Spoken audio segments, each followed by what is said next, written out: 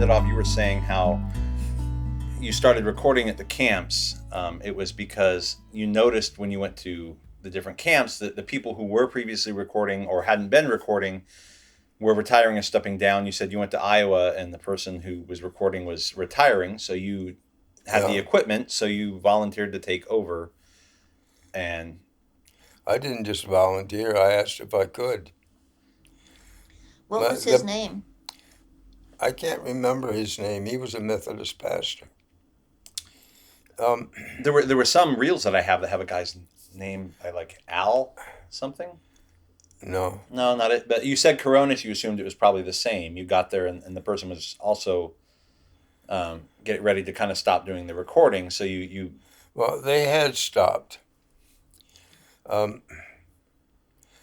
What I did, my modus operandi, or whatever you call that, was that I would buy equipment and then figure out how I could earn money with it to pay for it. I'm sure Mom approved heartily of. Well, he didn't tell me what he was doing. Wonder why we don't have enough money for our family. He's blowing it. But that's all right. He's always been that way. This is on recording, you know. This is going on the internet. Well, this is how I got started recording the Full Gospel Businessmen and the Women's Aglow. And the Women's Aglow thought I was an answer to prayer and voted me on their board. So they had low standards?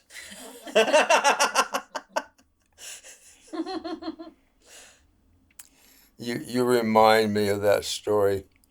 The pastor announced during the service that there would be a short meeting of the board afterwards. And so the board was gathered together, and this stranger they had never seen was there too. And they asked, well, what are you doing here? We said, said a meeting of the board, and I don't know if anyone was more bored than me. Oh, my. But, so you started, because when I was a kid, what I remember is you would go to like 3 camps typically every year. You would hit Nebraska, you'd record Coronis, and you'd record Iowa. And once we went to Colorado, I remember. But so like, I remember you recording in Coronis when I was a little kid. So when did it just kind of, all these camps you were going to just ended up needing someone to record, so you just kind of stepped in? Not only to record, but to provide the sound equipment. Oh, yeah, because we brought our own sound system to do everything. At first, I borrowed equipment, and then I, unknown to your mother, bought equipment. Yeah, I remember, because that's actually where I started learning how to run sound. Because you kind of I'd sit in the back with you and you'd show me how to turn the volume up or down and what sounded good or bad. And yeah, I remember you taking me on a run to go buy equipment because something broke, and we went and spent, I don't know, we were putting it on Mom's credit card, but we went and bought a mic that we needed to fix a problem we were having. Because I remember what it was as the Iowa CFO, we had a radio show coming through the mic cables. Yeah, we had to. It was a big problem. Filter. Yeah, and we tried. There were things you could clamp on the cables to try and do it, and it wasn't working. So we ended up getting a lapel mic too, and that kind of cut the problem. The Iowa camp was the most difficult to record because of that interference. Yeah. But I think we were invited to supply the sound and make the recordings in Colorado. That's how we got to go. So I remember Mom saying, though, that's partly what paid for our camps for us as kids going. Because, when you have 5 kids, CFO camp can be kind of expensive. Yes. And so you provide the sound. And you get tired of asking for scholarships. Oh, it's the Leaches again. They want scholarships again. How many of them are there now? Yeah. Well, I think, Mom, didn't you say it was because like that was kind of typically you'd go do a camp, but the money you'd make from the tape sales would be enough to pay for all of us going to camp. Yeah, that's about what it did, didn't it? Yeah. And when we went to Colorado, that's when my mom went with us. I remember Yeah. that. Okay. Yep. There are photos of me at a very awkward 13 years old at that camp. I remember. But that was how many years then? Did you? Because you kind of just kept. What you were telling me earlier, Pa, was that you. Like it wasn't that like you heard a giant sound or voice from heaven to go and start recording. You just saw a need and knew you had the ability to do something. Yeah, this was someone who was speaking to the question of how do you know what God wants you to do? And the answer was that you look around and there's something that's needed that you can do it. That you don't wait for God to tell you, like your mother says, go do this. Did I have that right?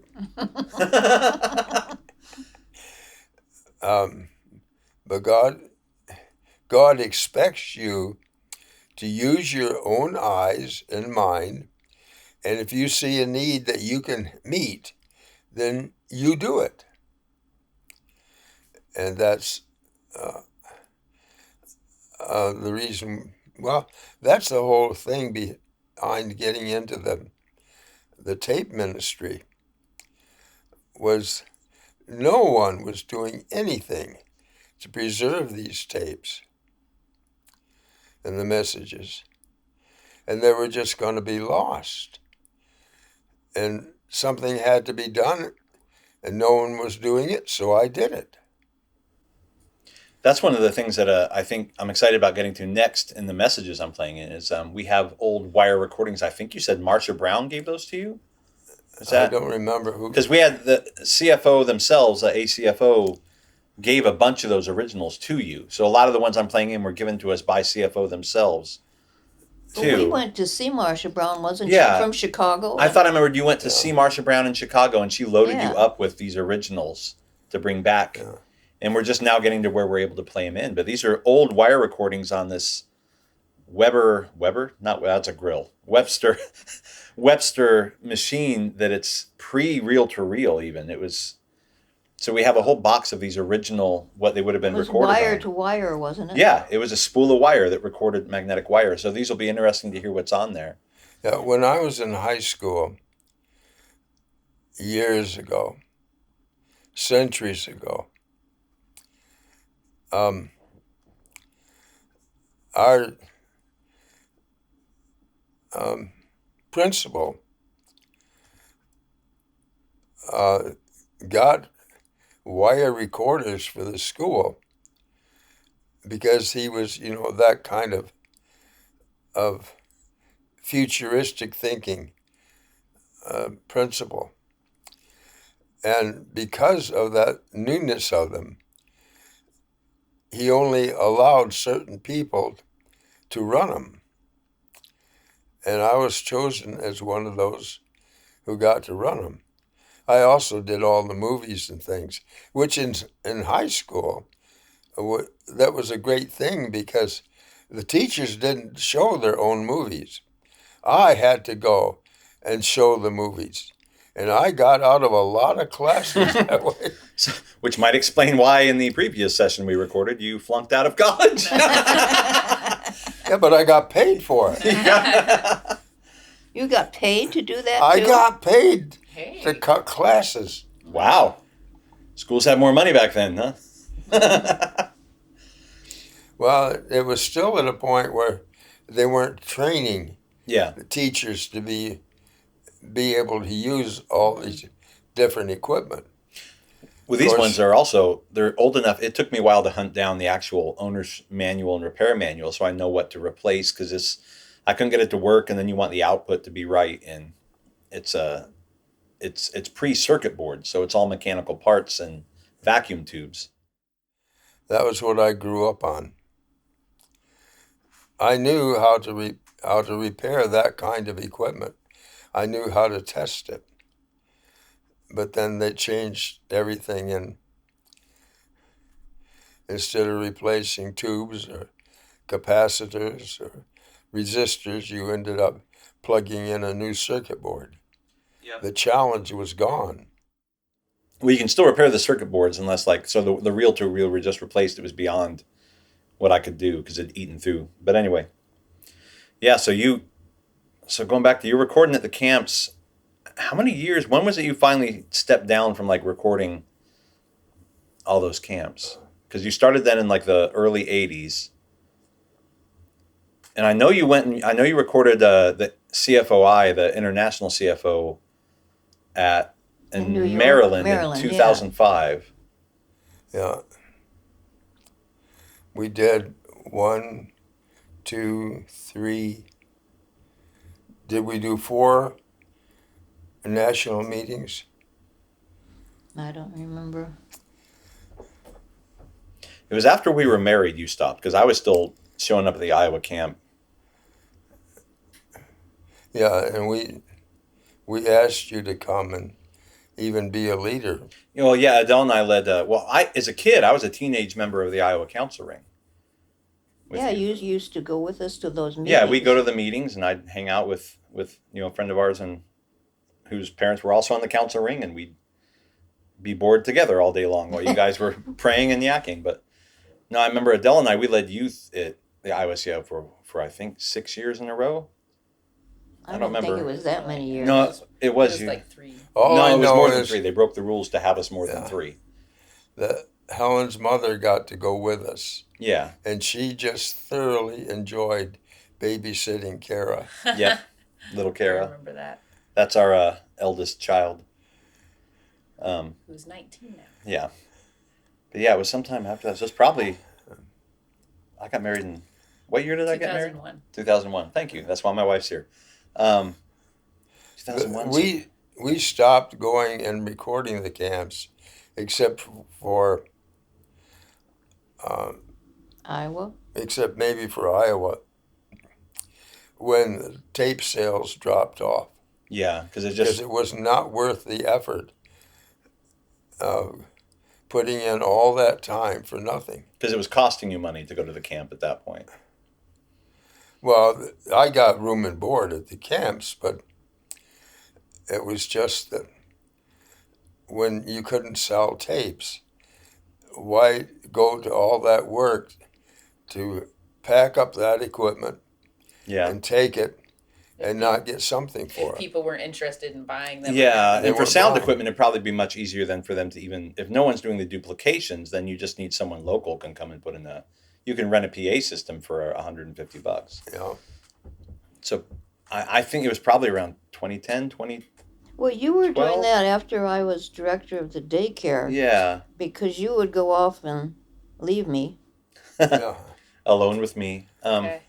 Kara Yeah, was I would 4. do Minnesota, and I would do Nebraska In Iowa.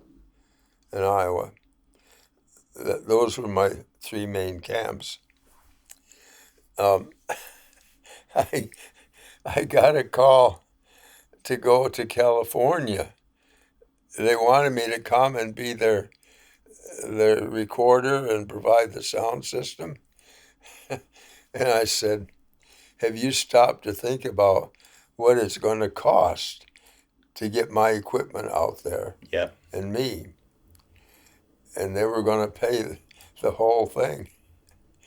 And they said, oh. Yeah. Yeah. And the cost suddenly went way up into the sky, and they realized that it was not cost effective. So it was probably close to 30 years you did the traveling and recording? 25 to 30 years? Oh, I think somewhere. when did we start? Probably late 70s, early 80s. Yeah, we weren't doing in the 70s yet. We went to the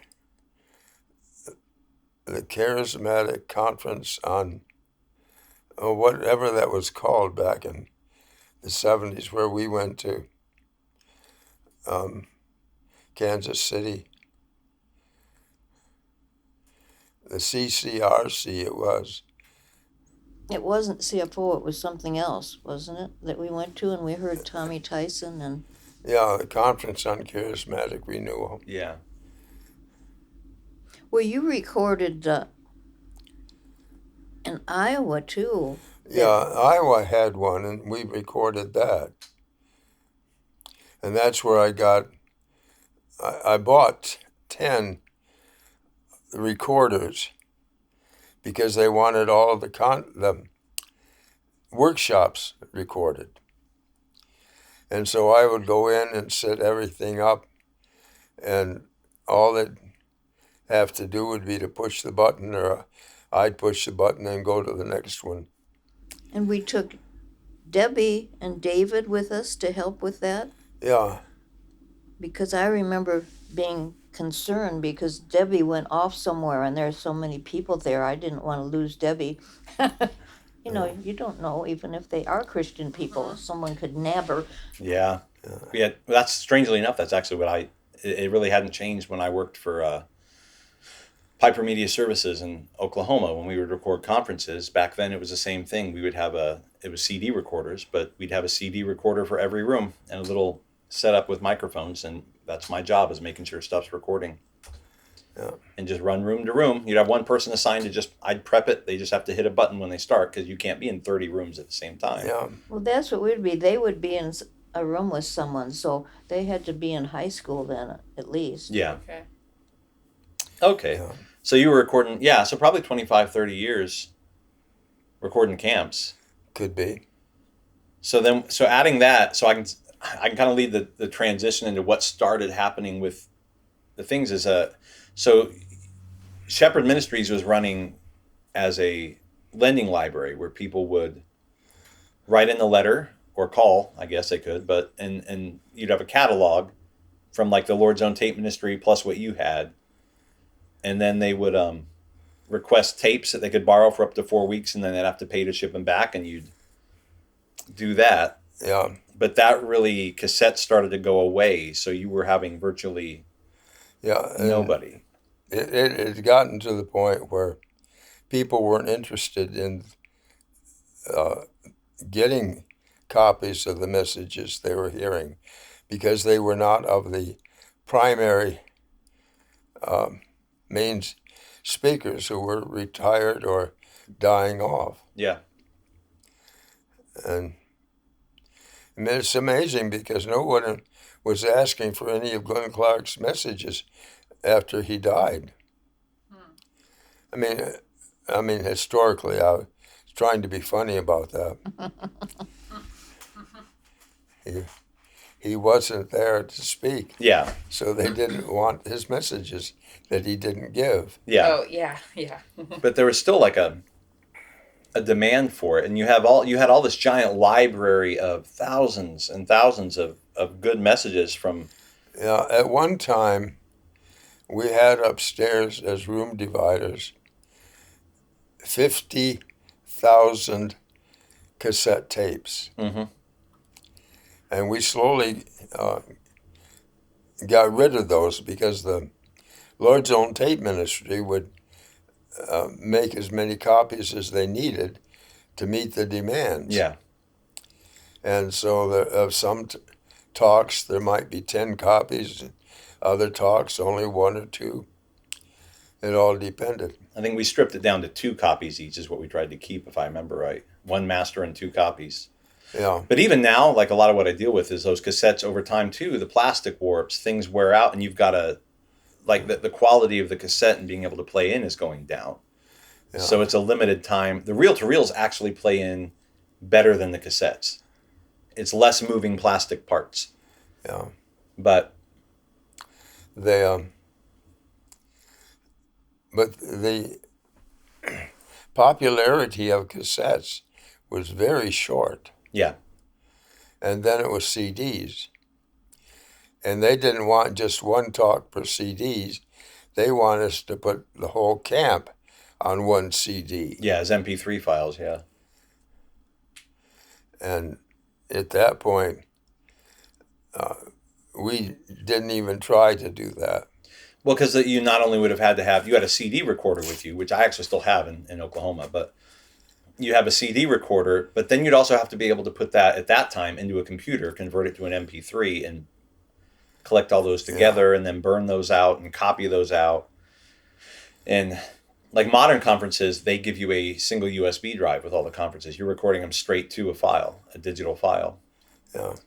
But what we were able to do then, as that waned, I started back in the early 2000s, just decided to start learning website development and how to code websites.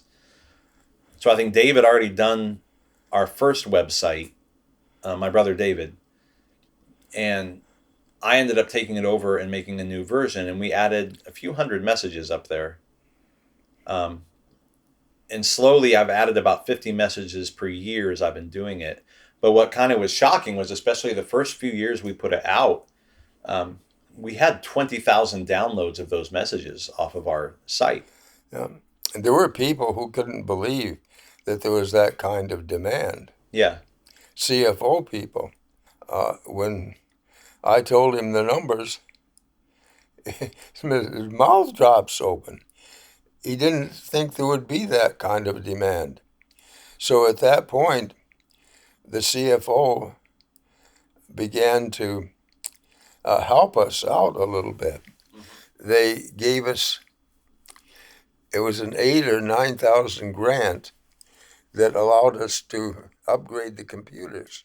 Yeah, it allowed me to go from just a few, it just sped up the process. So it still got to be where, I think before I was only doing, because you have to play these in real time. You can't play them in fast. You lose quality, and cassettes are having enough problems anyway.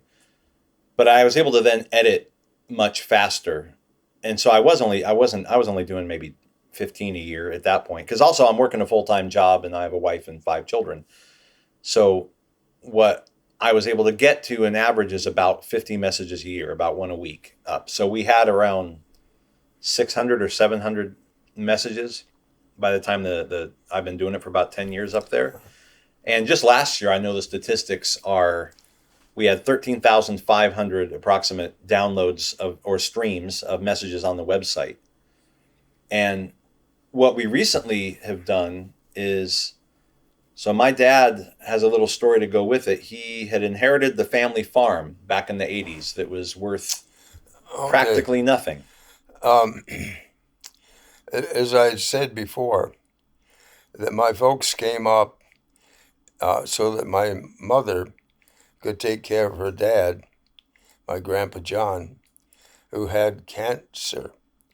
And of course, at that time, the cancer was terminal because they didn't know how to do all the treatments they do now.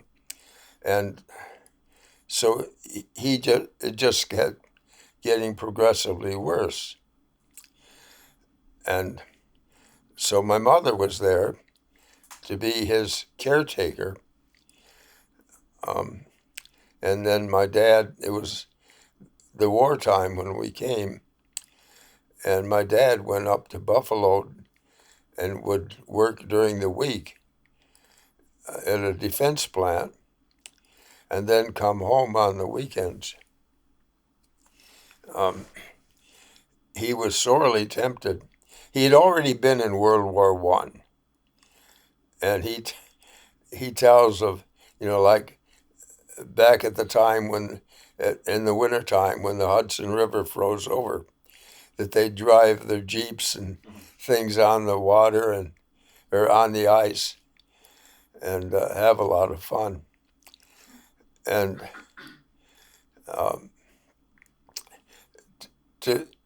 he went to West Point, but not the West Point that is today. And he was a drummer and a truck driver. So he was almost tempted to join World War II, but the responsibilities of 2 kids and all that kept him from doing it. I remember as well as his age. He didn't. Yeah, I was going to say he's pretty old by that time. Not really old, but older than they were looking for. Yeah, he would have been around 50. But I remember he didn't even get to make it overseas in World War One, right? Because he got that Spanish flu that hit right then, right? I don't know. Because I thought the writing where he got the Spanish flu that was a big epidemic back then, and was in the hospital. And by the time he got out, the war was over. Is that how I met your mom? Was she a nurse? Yes. Ooh. Could be. My was mother thinking- was a nurse. I thought I remembered from the writings, some of his writings. And I reading thought that- that's how they met, because Yeah. she was his nurse in the hospital. Yeah. Well, anyway, But yeah, so you were. she was an excellent nurse. And But the fact- farm didn't belong to your The farm belonged to Aunt belonged Muriel. to your the aunt. farm belonged to Aunt Muriel. She took over the deeds of the farm.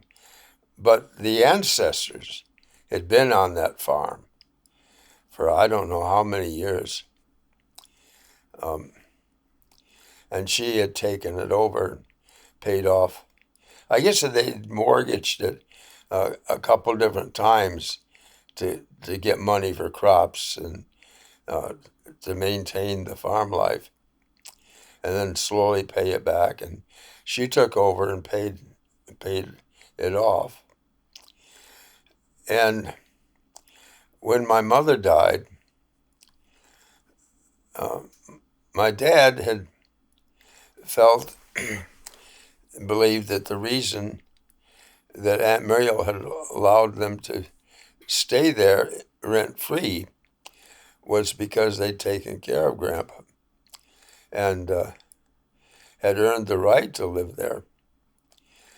And then when Mom died, Dad was beginning to worry about where he'd go, where he'd live, because he thought that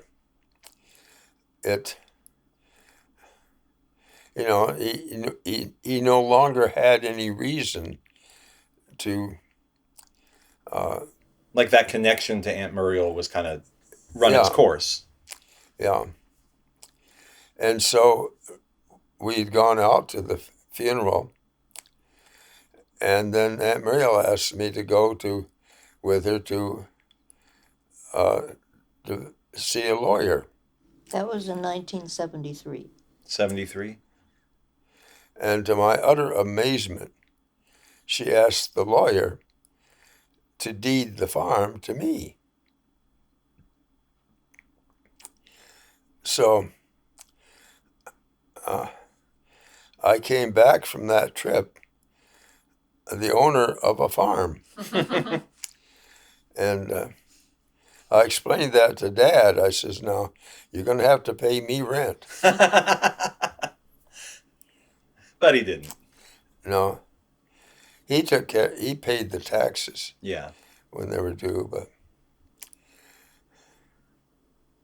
He said so he lived there on that farm property until he passed in well, he lived with us actually. yeah. He didn't No, say he lived. was visiting. He did not say he lived with us. He said he was visiting us. He just visited us for years Yeah. at a time. But when he died and 89. he was no longer Yeah. paying the taxes, we tried paying it 1 year, and it was just too much to pay with a family of 5 kids, especially when the youngest was. Hey now. So was it before he passed away that you had kind of a vision for the land? No, that happened the same year that Aunt Muriel gave it to me. So why don't you explain what was that vision that you saw for the land All when right. she deeded it to you? I was walking up the road. There were 2 houses on the property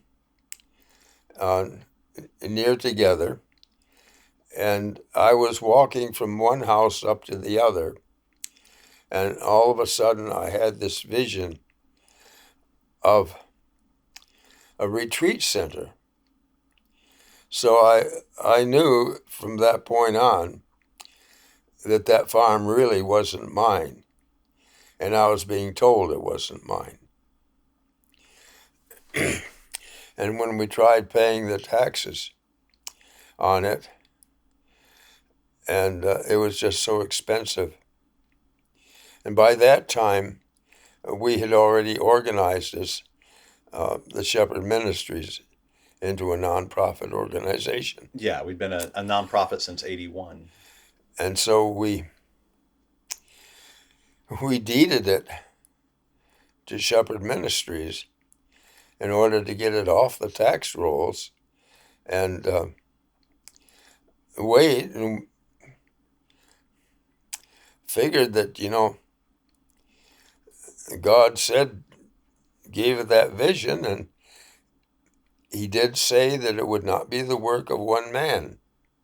I mean, when I say that God said,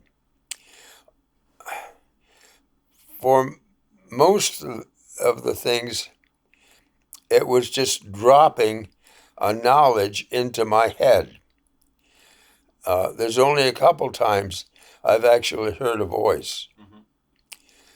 But he dropped that into my head, and I just knew, that he'd claimed that farm, that I did not have the freedom to do anything with it, that it was up to him and following his instructions. But nothing ever came of it. I remember you said you even talked to a few people that might have been interested, but it just didn't. Yeah, work out.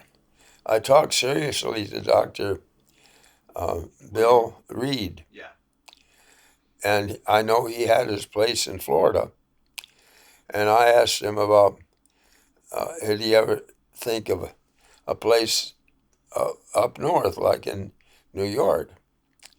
And that thought had occurred to him. But he was not the one. And so this second person never showed up. And then this last fall. So this is now, you're talking last fall, so this is 2024 right now. So that was 2023. 2023, which is all of a sudden 50 years after you'd been deeded the property. I got a letter from this place in Florida offering to buy the land. And it was quite a sizable sum. And I looked at that, and all of a sudden, I don't know how to put it, except that the understanding that I would not be building a retreat center, and that I should sell the property. That was just last year. Yeah. That came to you. That hasn't even been a year yet. Yeah. No. And so I said, God, why did you give me that vision of the retreat center if you were never going to go through with it? You know what he said? I did it to keep you from spending the money. Because especially then, if you'd sold it back in the 80s, the price was dirt cheap for the land in that area. Yeah. It was like 50 cents an acre. And it went up to nowadays, because a lot of people are wanting to live out there and not in the city, it's gone. It was up to, $1,000 to $2,000 an acre. Yeah. But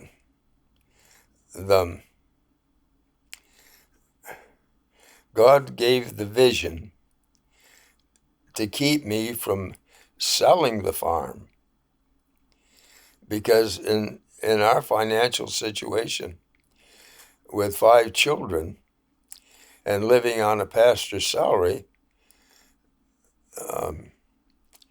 money was scarce. And he did that so that to keep me from selling the farm, which we probably would have done in a time when we were just Desperate. hard pressed for money. And so I couldn't touch it because he'd given that vision, he'd taken it over, and I had reconciled to the fact that he now had taken it over. And so I was surprised when that thought came through to me to sell it. And I asked, why? Why did you finally tell me to sell it when all these years you've had this vision in my head, and I've made plans, I've drawn pictures, planned out the layout of the land and everything for the retreat center? And he said, if I hadn't given you that vision, you would have spent the money.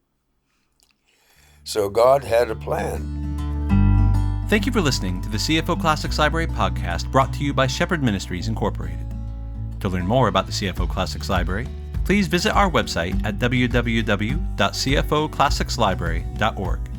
To learn more about the Camps Farthest Out and how they can help you grow in your walk with God, or to find a camp near you, please visit their website at cfonorthamerica.org.